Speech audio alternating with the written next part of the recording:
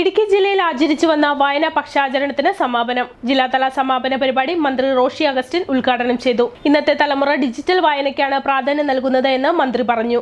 അത് വായനയെ കൂടുതൽ ജനകീയമാക്കിയിട്ടുണ്ടെന്നും അദ്ദേഹം അഭിപ്രായപ്പെട്ടു.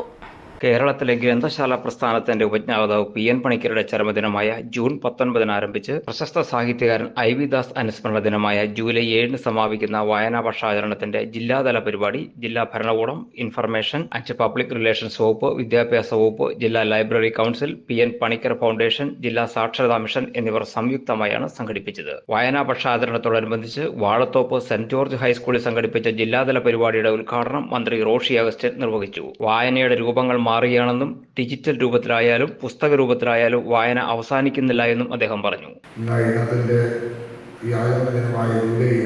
എടുത്ത് പരിശോധിക്കുമ്പോൾ ഇവിടെ സൂചിപ്പിച്ചതുപോലെ പ്രമുഖ എഴുത്തുകാരനായ ഐ.വി. ദാസിന്റെ അനുസ്മരണ കൂടിയായി മാറുന്നു. ഒരുപക്ഷെ വായനയുടെ ലോകത്ത് ആ കാലഘട്ടത്തിൽ അവർ നടത്തിയിട്ടുള്ള ധീരമായ സാഹസികമായ ഇടപെടലുകൾ വിദ്യാർത്ഥികളെയും വായിക്കാൻ താല്പര്യമുള്ളവരെയും കൂടുതൽ ചിന്തിപ്പിക്കേണ്ടതാണ്.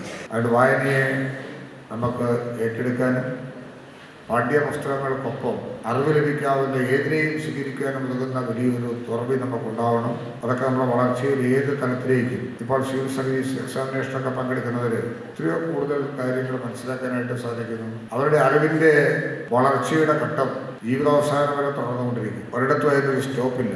ഓരോ ദിവസവും കിട്ടുന്ന അറിവുകളെ ശേഖരിച്ചു വെക്കാൻ കഴിയത്തക്ക വിധത്തിലുള്ള വലിയ കമ്പ്യൂട്ടറാണ് നമ്മുടെ മസ്തിഷ്കം എന്നുള്ളത് ഒരിക്കലും മറന്നുപോകുകയാണ്. പരിപാടിയിൽ ജില്ലാ കളക്ടർ ഷീബ ജോർജ് അധ്യക്ഷയായി. Idukki sub collector doctor Arunas Nair വായനാ പക്ഷാചരണ പ്രതിജ്ഞ ചൊല്ലിക്കൊടുത്തു. വായനയുടെയും പുസ്തകങ്ങളുടെയും പ്രാധാന്യം സംബന്ധിച്ച് ഭാഷാ വിദഗ്ധൻ ജോസ് കോനാട്ട് മുഖ്യപ്രഭാഷണം നടത്തി. 76-ാം വയസ്സിൽ സാക്ഷരതാ ഹയർ സെക്കൻഡറി തുല്യതാ പരീക്ഷയിൽ 1200-724 മാർക്ക് നേടി വിജയിക്കുകയും ബിരുദ പഠനം പൂർത്തിയാക്കുകയും ചെയ്ത കൊടയത്തൂർ സ്വദേശിനി K.A. സരോജിനിയെ മന്ത്രി പൊന്നാടയണിയിച്ച് ആദരിച്ചു. 25 വർഷ സാക്ഷരതാ പ്രേരക് പ്രവർത്തനം പൂർത്തിയാക്കിയവർക്കുള്ള പുരസ്കാര വിതരണവും ചടങ്ങിൽ നടന്നു.